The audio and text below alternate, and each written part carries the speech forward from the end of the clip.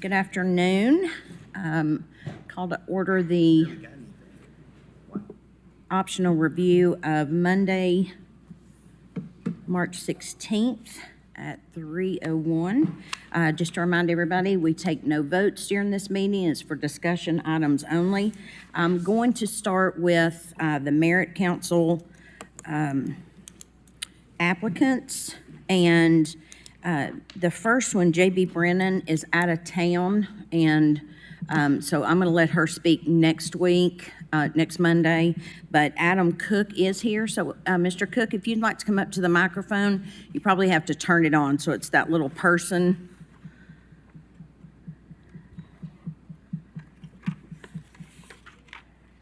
Oh, it pushed, yeah.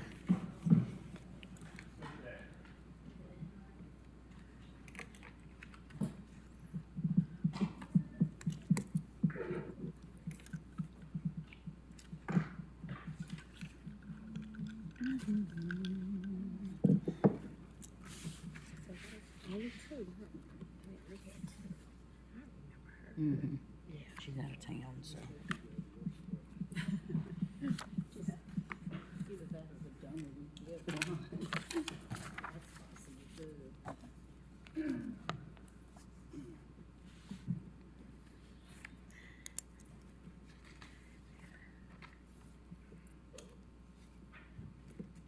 There you go. Oh.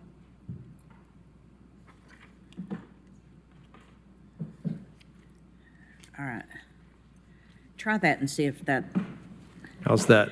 There we go. All right. Perfect. I like you that. Just give your name and give you a few minutes to talk about yourself. I know you've been in front of us before, but anything else that you'd like to say, feel free to share with us. Well, good afternoon, everyone. I'm Adam Cook. Been a resident here in Knox County for a little over almost 3.5 years.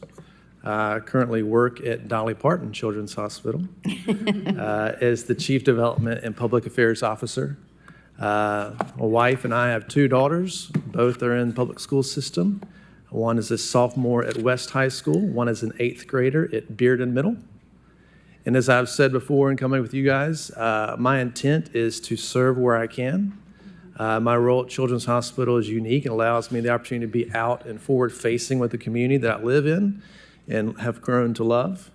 And anytime I can raise my hand and be of service and support, I want to do that. And that's why I'm here today for this open position. That's awesome. And that was wonderful news about the hospital. Isn't that great? We're excited. Yes, Hope everyone else is. That was awesome. I think everybody probably is. Did any commissioners have any questions for Mr. Cook? Commissioner Fox. Thank you, Madam Chair. Yes, Mr. Cook, thank you for applying. You applied previously when this position was open, is that correct? Not this position. I applied for the ethics committee. Is this is the position that just became available because Daniel Herrera is turning in his appointment? Is that correct? Yes. Okay. How did you, just out of curiosity, how did you become aware that this position was becoming open? I've always reached out to folks on the commission and folks around town to see if open positions are available to let me know. And so I heard from Commissioner Durrett that this was a possibility. I chatted it over with a friend of mine, Mike Ragsdale, as well. It's the folks in around the county and the city, and decided to put my name in. Okay, thank you. Mm-hmm. Commissioner Jay? Thank you, Madam Chair. Thank you, Mr. Cook, for applying. Have you read all the rules, regulations, policies, and ordinances that relate to what it means to be a board member on the merit system? I would probably not be able to take a test if you gave it to me right now of everything, but yes, I've read over it and actually have some definitions here, the specifics around the guidelines, the rules. So yes, I'd be familiar with that and ready to volunteer as needed. You're willing to comply with all of those? 100%. Do you have any law enforcement experience or any experience with the judicial system? No, I do not. Okay, thank you. Thank you. All right. Well, seeing no further questions, we will meet back here on Monday at 5. And that's when, like I say, we'll let Ms. Brennan speak because she was out of town, and then we'll hold the vote. So All thank right. you for coming down. Drive careful, and I hope you have a great evening. Great. Thank you all. Thank you. All right. Now I'm going to open up the floor for any discussion on our agenda. Commissioner Fox? Thank you, Madam Chair. There's a couple that I would like to discuss. Number 16, number 23, and then, where is it?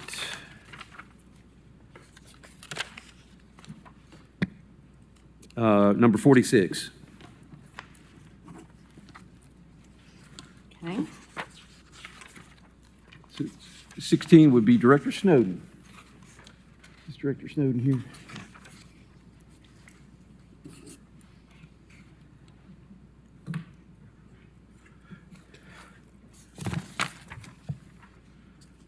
Good afternoon, Director Snowden.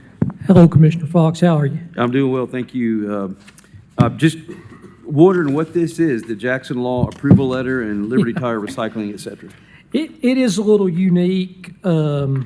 This is in your packet there. This is the Liberty Tire Recycling Facility out on Rutledge Pike. Has been there for many years. It is where all the waste tires from our convenience centers, as well as the dumps that we have, they're essentially the only people that really dispose of waste tires. They obviously, due to their kind of being the sole source of that, they have a large need to expand their operation. So that's what they're doing. They're applying for a rule by, I think it's a permit by rule through TDEC. That did not require us to go through the Solid Waste Board, but just for an extra level of, transparency, we did go through that board. That letter's in there. The board unanimously voted to approve it. We would ask you to support this because obviously if they were not to expand that operation at that location, we would have to find a different place to put our waste tires, and that would cost the county a lot more money. So we would ask for your support in this matter, but essentially it's just allowing them to expand their footprint on that site. And the Jackson Law requires this body to approve that application before it's submitted to TDEC for a technical review. Okay, thank you. Thank you, sir.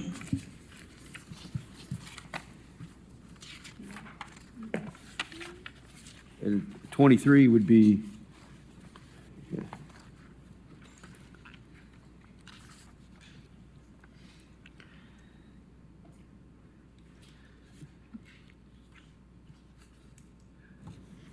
hi. Hello. Good I'm afternoon. Michelle Moyers. I'm the deputy, well, I'm not deputy, I'm interim senior director at Knox County Health Department. Yes, thank you.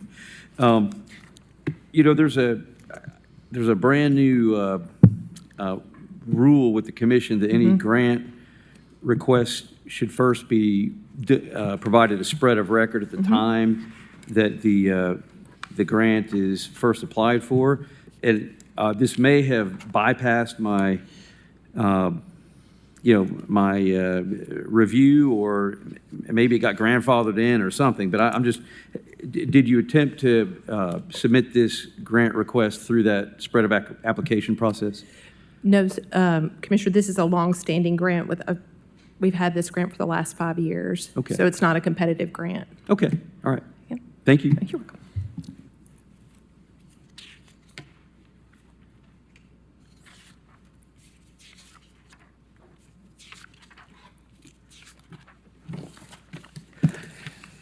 And then I would like to discuss number 46.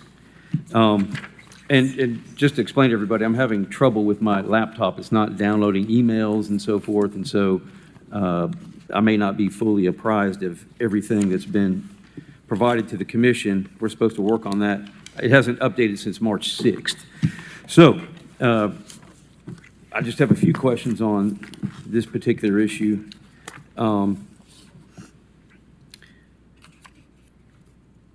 Commissioner Jay, when do you contemplate that this particular ordinance would go into effect if the county were to, or if the commission were to adopt your proposal?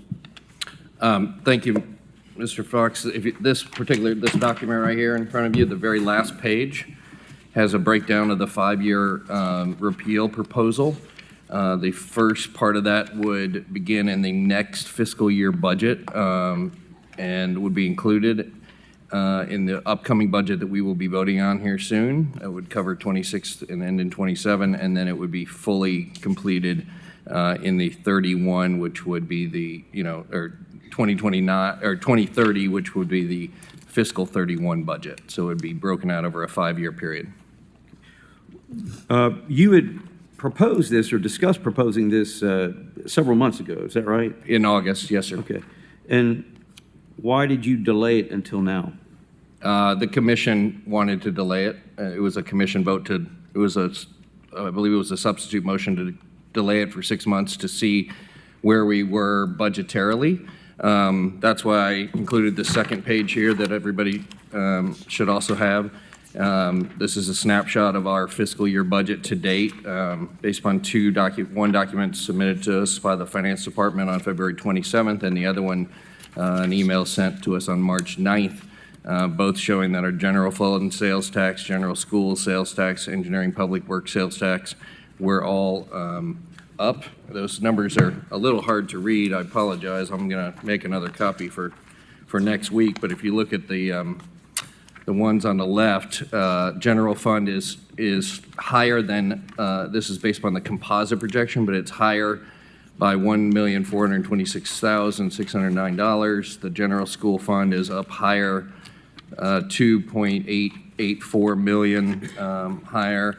Engineering Public Works Fund is 488,000 higher. All of that equals around 4,800,000 in sales tax higher than projected based upon the composite projections. And the property taxes, business taxes, wheel tax, and gas tax is currently trending at over $3 million higher than is currently projected or budgeted. So right now we're in the positive $7.8 million over our budget projections for the year. So it was delayed to see where we were financially, and this is where we are financially. Haven't you been public about the county being underfunded? I have been public in saying that there's many, many more things that we need to invest in countywide. I don't think there will ever be a time in any government anywhere where there won't be needs for money to be invested in some places somewhere. That doesn't mean that we can't walk and chew gum at the same time. And so that's why I put this into a phased approach. At the core of my interest in repealing this is just a basic fact that this is a double taxation. And if you look at page 3 of the packet that was given to you, it reads very, very clearly in our section 58.1, for the privilege of using the public roads and highways in the county, AKA the things you've already paid for, we levy a special privilege tax. So my intent was always that I don't like double taxes. I think taxes are good to fund basic core government services, but we shouldn't tax you and then tax you again. So the 5-year rollout, the first year would represent 0.15%. Not one, like 0.15% of our entire budget, and showing that we're up already halfway through the year at 2/3 of the way through the year, we're up $7 million in the budget. I think we can both absorb and take this double tax off of the people and continue to fund government. We will always have needs, we will always have wants, we will always have things that we think can improve the community's lives. But, if you're going to do something now, you should do it in a time where you're net positive in your funding. Isn't, based upon workshops and talks that Director Caldwell had given, isn't there an expectation that actually beginning in 2027, even if everything else was kept at a baseline, our expenditures will go up because of having to obtain a new bond to pay for the Hardin Valley School that was built 20 years ago but was never paid for with actual principal reducing bonds? I thought Director Caldwell's been clear that our expenses are actually going to go up in 27. Yeah, our expenses are always going to go up, and that our bonded debt is one area that I've done an extensive presentation at the November Finance Committee meeting. But our expenses for personnel, healthcare, energy, running this office and commission, I mean, there's not a time where, things don't go up. Over the last 25 years, inflation has been about 68%. over that time, and so I think that's always going to be a factor, regardless of what we do and when we do it. Yes, but it's not just this is not in kind of general, everything goes up, but we know specifically, and it's been discussed with this commission specifically, that we are going to have greater expenditures in '27 than we have right now. I mean, it's not just some kind of ephemeral expectation, but it's a known fact, isn't it? Sure, yeah, we've been very clear on that. So, I mean, yes, there are big bond payments due.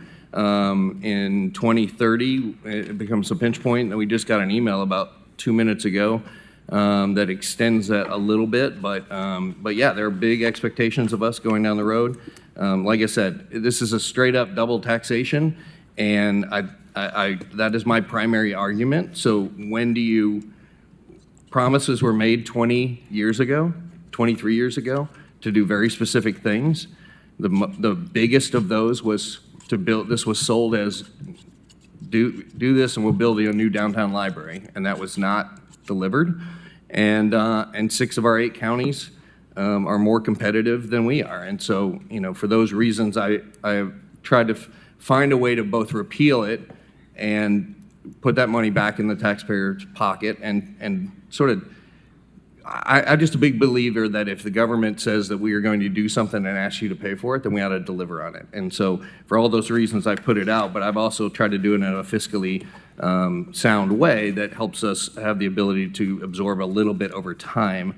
And I just truly think that if we can't, take any other circumstance, if we can't, I remember, let's see, 4 or 5 years ago, our school system bought a piece of land and decided to build a new elementary school at Mill Creek. And I think that's a great thing. It's actually been very helpful, and it's helped spread out the population.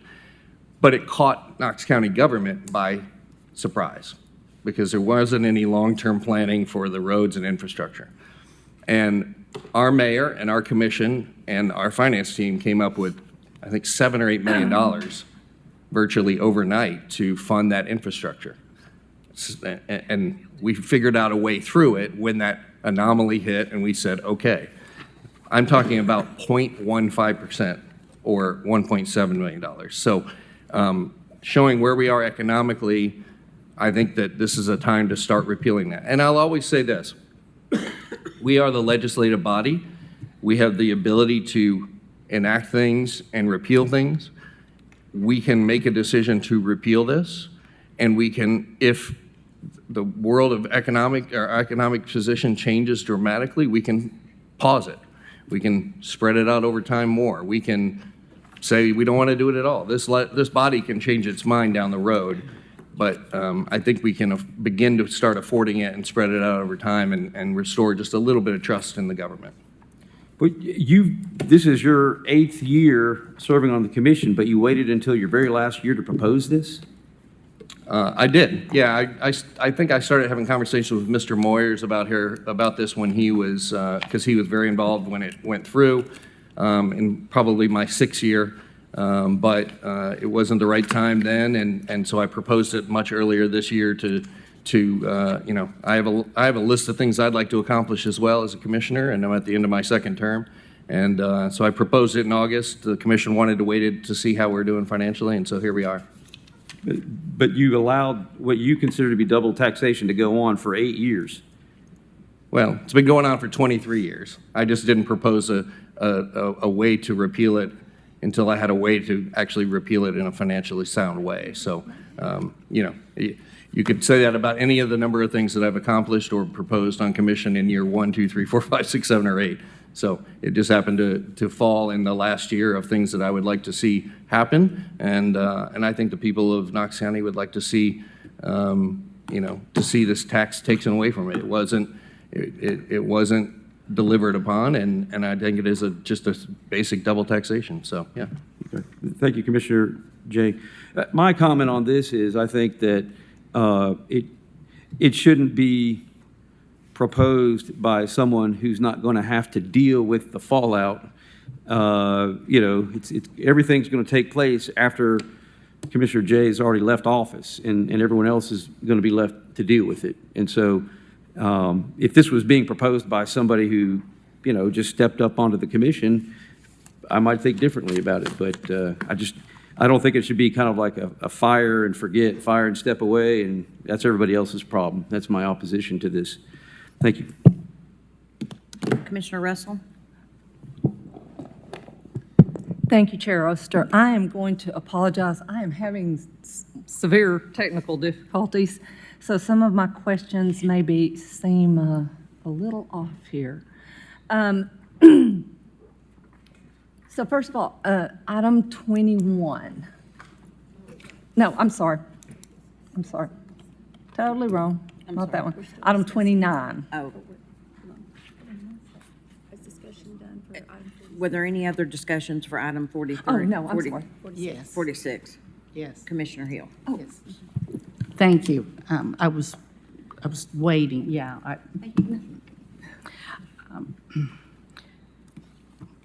Commissioner Jay, I appreciate that you've presented this, and I also really appreciate the way that it's phased in. I think that that's very key because you clearly have shown how we can potentially absorb this.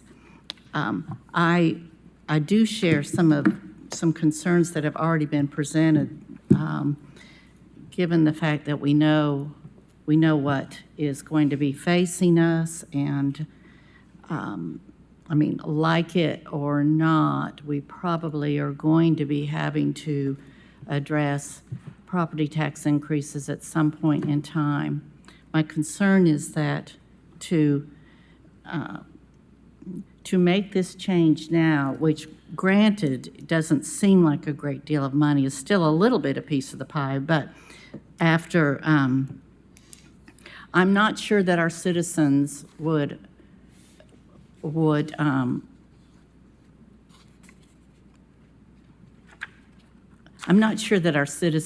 really see a particular, and I'm probably going to get killed for saying this, benefit of an extra $30 a year in their pocket.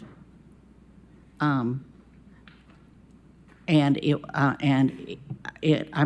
also thinking it's not going to matter what we might cut. If we end up raising property taxes, we're all still going to be the bad guys anyway. So this is just something we're kind of facing either way we look at it. I'm asking if you would consider or perhaps think that there might be some wisdom in waiting at least until after we've gotten the numbers for next year's budget. Granted, we could probably find $1 million in there one way or another. I know at the moment my heavy priority, and I believe most of our commissions, is our roads, getting our roads improved, and even $1 million could pave a mile or two. So I'm just a little bit reluctant to let go of what we've already know we've got in our coffers, looking at what the potential might be after knowing what's coming, but even after this next budget cycle. So probably sounds like I'm kicking the can down the road and asking that, and perhaps I am. I just would feel a little better, given what we know our projections are, to not move on this quite yet. That's just my thoughts on it. I appreciate that. I'm willing to continue the discussion. I would just like to address Commissioner Fox's last point. If that's the standard, then I don't think that's the proper standard for commission. We make decisions all the time that are going to far outlast us. If we approved a 5-year capital plan and you were in your second year as a commissioner, there's no guarantee you would be back to see that 5 years go through. We make decisions every single day that are the best decisions for the Knox County people based upon the information we have, and those are served by today's commission, tomorrow's commission, and all future commissions. That's the reason we're living with somebody else's decision to do interest-only balloon payment debt 20 years ago. And that was their decision, and here we are managing through it. So I don't think the standard to oppose a tax increase is that I won't be here as a commissioner when we start repealing this, because if that's the case, then we would literally go through every line item and say, you can only vote on this if you're going to be commissioner for the term of the length of the contract, and we don't do that. So, but I'm open to, I'm open to the will of the body. This is a proposal to the body. The body will need a vote on it, and so, you know, my goal is to bring it up and is to present it to you and try to find a way forward, and you know, you all, that's why we have votes, and if the will of the body is to wait until we're done with this entire fiscal year, and then see where our numbers are, okay, but we did that, we're here because we did that 6 months ago, and our numbers are wildly positive. So if our numbers are wildly positive again 6 months from now, will the base core of the argument still be the same? And so I think if it's just purely a how are we doing financially and are we going to end up well, great. But if it's a discussion of are we being double taxed or is this right or wrong, then that may be a separate discussion that is worth continuing to have. But I'm, again, open to the body's discussion. If I may, Madam Chair, if you don't mind me extending the conversation slightly. Thank you. I do see some common ground, and that is you made a comment which I think I agree with, and that is you stated we're the legislative body of Knox County, and so you agree with me that we are actually, as the legislative body, the policy-making wing of Knox County government. Is that fair? Yeah. Okay. I appreciate that. Thank you.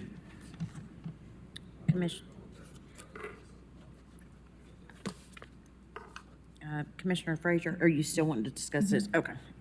Thank you, Madam Chair. Just, I too appreciate the sentiment, Commissioner Jay, but I'm also a strong advocate for addressing our roads. And I know that this is a small percentage when you look at the budget from a big picture perspective, but looking at our paving budget, which is about $7.2 million annually, that equates to a cut of 24% of our paving budget. And right now we're budgeted to pave 45 miles per year. So that means that number will also decrease. And then something that Director Snowden. Can I address that point? Sure. I would respectfully disagree with you because the ordinance is written to say that anything that we are currently funding today will be currently funded by the general fund budget. So there will be no cuts to engineering and public works, no cuts to libraries, no cuts to the general fund. We will literally move them from this bucket to that bucket. And if the bigger bucket has more money in it, we can still do all of the things. So this is not going to cut a penny out of engineering and public works. But we can't do all of the things because my next point was, Director Snowden has been working on pulling all of the identified road improvement projects from every traffic mobility study that the county has conducted over many years, and we're standing at $1.7 billion of identified needed road improvement projects. You back out $100 million that we include in our 5-year capital improvement plan, we're still looking as a county at $1.6 billion of road projects that we need to address at some point. So pulling it out of the general, pulling it out of the general fund to compensate for something that is already in place. I agree with Commissioner Hill. The timing of this is a little concerning. I would like to have more data and information and maybe include this in the budget conversations. But again, I appreciate the sentiment. Thank you. Is there any further discussion about this item? Seeing none, Commissioner Russell. Thank you, Chair Oster. Since we're talking about this, I'm going to go ahead and I really appreciate what you said, Commissioner Hill, and what you said, Commissioner Frazier. I think all of us up here would love to cut everybody's taxes. There's not a commissioner up here that wouldn't love to cut everybody's taxes. But we have to look at what's realistic, and I don't want to cut someone's taxes in one hand just to take from them with the other hand. So I do think that postponing it and looking at, kind of looking at it with the budget would be a better approach. If you want to, and then I do have some other things. Yeah, no, just the last point on that, I just want to point out, again, I'm at it's the will of the body, but this was presented back in October, or August and September, so that it could, if it was passed, it could be worked on through the budget season. It's now before us and co-sponsored by Mayor Jacobs, and if it's passed by this body, then it's in the current budget that's about to be presented to us. If it's not and delayed till this summer, it will not be in the budget that is presented to us. That doesn't mean that this body can't amend that budget later or redirect it in some way in August or September. So you can do it later too, but the point of it in being in August and September was to make sure it was in this budget cycle, and we're in this budget cycle. So it can be done either way. I just wanted, if it doesn't get voted on now and it gets pushed to, say, July or August, then it'll have to be a budget amendment next year. That's all. May I continue, Madam Chair? Okay. And again, I am having great technical difficulties, so if these questions sound unresearched, it's because I'm having trouble getting to the information that I was originally looking at. Item 29. It does not say that it was added, but I didn't see it on the original agenda. But then again, we all know I have poor vision problems, so I was just wondering if it was on the original agenda or if it was added and it just didn't. Which one is it? Parks and Rec, Director Mack is here. Director 29. Yes. I'll let the Parks and Rec Director answer.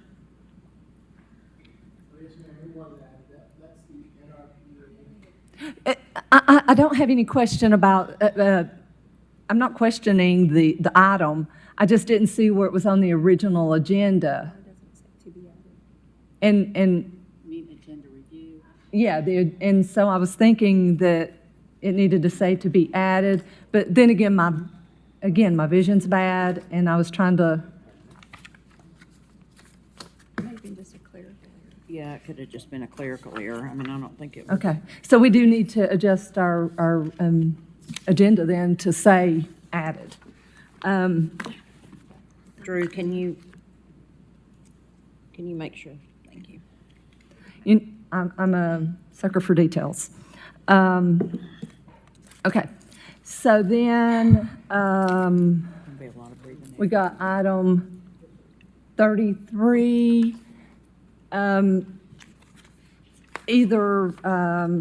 We could either have the director from the retirement board, or if someone on the retirement committee wants to, I just kind of wanted to get a feel for exactly what that is and if there's going to be any additional cost because of the change.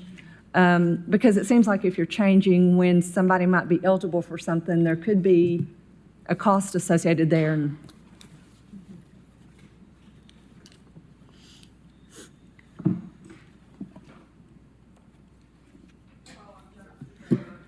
Turn your, there you go. Is that good? There you go. I'm Jennifer Schrader, the Executive Director of the Retirement Board, and we brought this for discussion. And just to do a small recap is what we're going to do for the employees is remove the 90-day elimination period when somebody is approved for disability. They could go 3 months without any type of salary or pay. And so that was the First Amendment.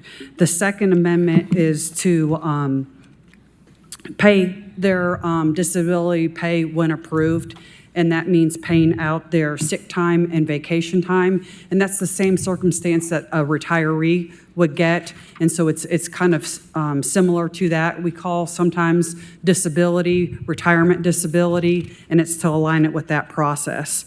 And then we do have with our third-party vendor, they take care of all the medical and approve for disability. And it's really confusing when an employee is still working when they're applying for disability. And so this amendment would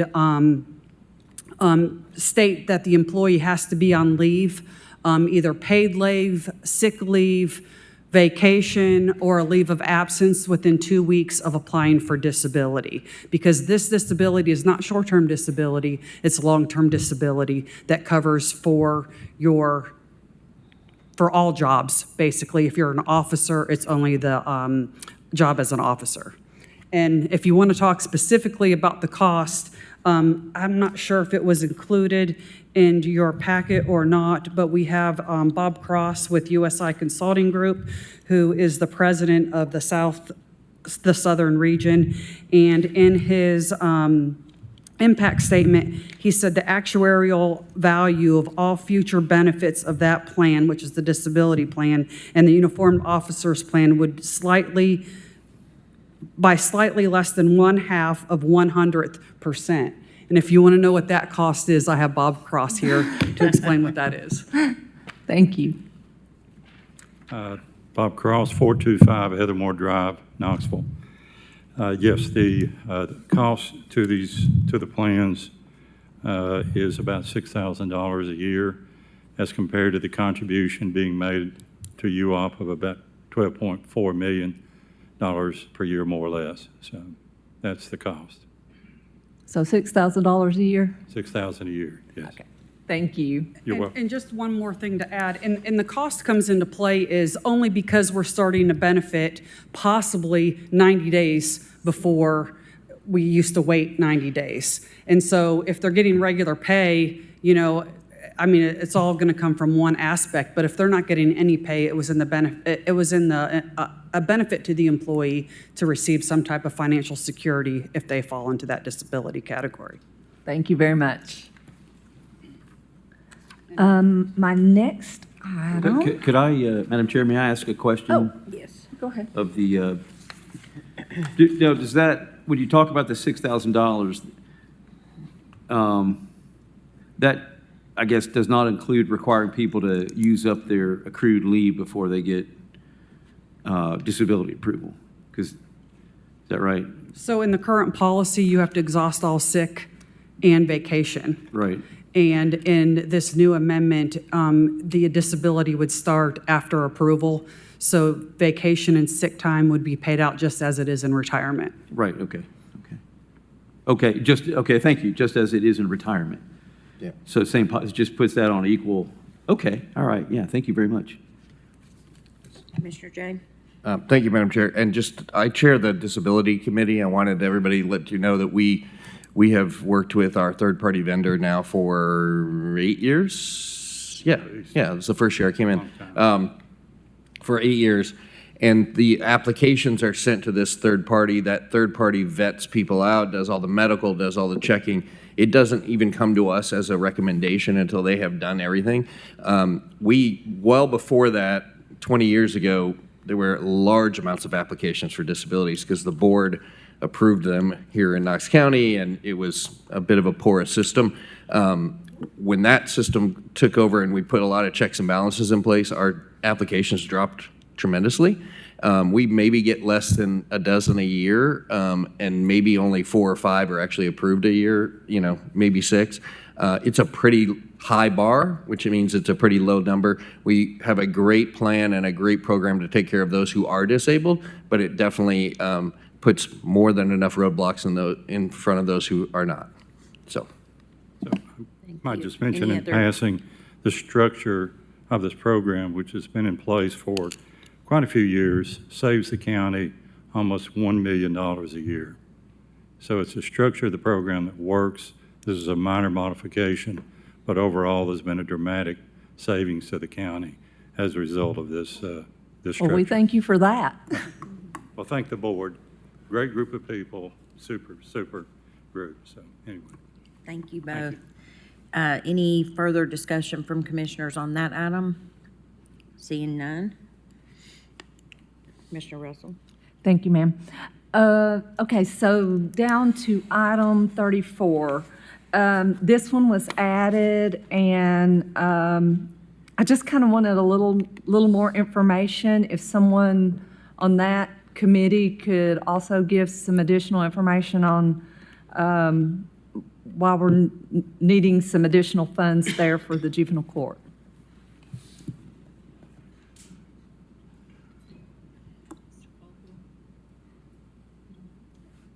Did you reach out to anybody with the juvenile courts to ask about this question?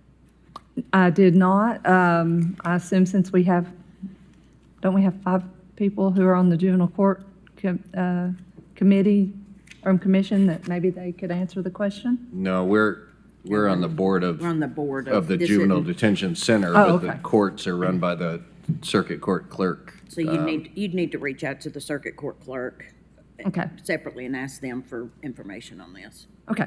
And again, it was added, so I didn't have as much time to research it as I had hoped. Thank you. I think that's it. Thank you very much. Sorry for all the confusion. All right, does anybody have anything else? Commissioner Hill? Yes, thank you. I'd like to just ask Director Caldwell to come forward and make a few comments, if he would, on item number 31. I already know the answer to this, I believe, Director Caldwell, but I do want it to be stated publicly. I'm very well aware of the difference between an audit and fixing a budget, having budgeted items. So I don't need to understand the difference in that. But we have had in this campaign season that we were in, accusations of waste, a great deal of waste, and abuse, and even hints at fraud when we talk about the Knox County general budget, and calls for audits to come in to correct all of this. And I would just like for you to speak on the process that we do already have in place and has been there for years and years, as far as the depth of auditing that actually does occur within Knox County government. So much fun to talk about audits, aren't we all excited? Chris Caldwell, 400 Main Street. The county is, Knox County, like any other county government or municipality, are legally required to have a financial audit done annually. The comptroller's office does a lot of the audits for the smaller counties. They don't have the staff to do it for the big four, and so we are required to get an outside auditing firm to do our financial audits. And so with that, what this is right here is for an extension to the external audits contract so they can audit the next fiscal year. But that entails a lot, right? So it's they are here a lot and looking into things, and you know what a financial audit is sampling, and they do samples, but you would be surprised at what samples pull, and then that leads to deeper dives into other things. And so we have been fortunate enough to have a clean audit for a number of years, and we still have audit findings that we try to clean those audit findings up. All that goes before the audit committee, and it's always good for robust discussions. But contrary to what I guess has been said in the past, the county is always having an annual financial audit to make sure that we're meeting the standards that we should be. Thank you. Yep. Thank you very much. Thank you. Commissioner Fox? Yes, Madam Chair, this is more a procedural question. Number 10 is listed in the general government consent calendar, and we are voting on somebody, and so I was confused. Shouldn't it be in a different place in the agenda, since we are going to be voting on somebody to replace Daniel Herrera? Madam Chair, I can speak to that since I was the one that originally reworked our schedule to be like this. So this agenda, we don't have a non-consent yet. The point of this meeting is to discuss the items that we might potentially want to pull for non-consent. And if we do get our questions answered here, then we can keep them on consent. There's no actual, like, this is just the list of all the education bill, resolutions and all of the general government resolutions. And then once we leave this meeting, we get on the forum and say we want such and whatever numbers pulled for non-consent from that, after this meeting, if that makes any sense. So there's literally no non-consent at this point. Okay. That one will be pulled, I would assume, by the chair, since it is an appointment.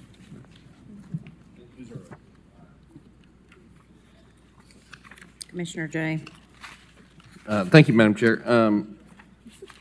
Item number 37, Commissioner Lee, would you welcome anyone to co-sponsor?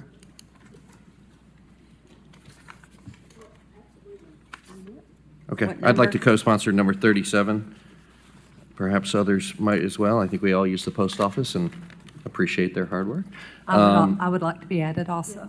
Is that all, Would you Commissioner? like this to be full commission? Yeah, great, thank you. Full commission? Yes. Drew? And then item 48, only because I don't see anything on the agenda. Commissioner Frazier, what is a day of hope? Thank you, Commissioner Jay. So this is a day that we recognize for those who are struggling with mental health and addiction. And so one of the nonprofits that I work with brought it to my attention that the Day of Hope is acknowledged in the month of March. And so I just worked with them to write a proclamation and just thought that would be the appropriate time to share with the body and also recognize them if they would like to come and be present and just kind of highlight the work and the mission of that. Thank you. Commissioner Rawls? Thank you, Madam Chair. I sent out an email regarding us, the resolution honoring Diane Jordan. For those who don't know Diane Jordan, she sat in this seat and represented this district for 4 terms. So I'm still open to adding names to that resolution. So let me know right now if you'd like to be added. Gotcha. Commissioner Jay. Commissioner Jay was added? Okay. Anyone else? Right now, we have Commissioner Rawls, Commissioner Durrett, Commissioner Oster, Commissioner Hill, and Commissioner Jay, and Commissioner Frazier, Jackson, and Jackson. Thompson. Thompson? Thompson was on there Oh, as well. I'm sorry. I didn't see you come in. No, I missed that hat. Did you, I love his hats. Long time no see. Did you want to be added on? To the Diane Jordan? He was Okay. original on the All right. email. So that's everybody but 3 commissioners. Yeah. Okay, thank you. All right, seeing no further discussion, we will adjourn and we will go into Rules Committee.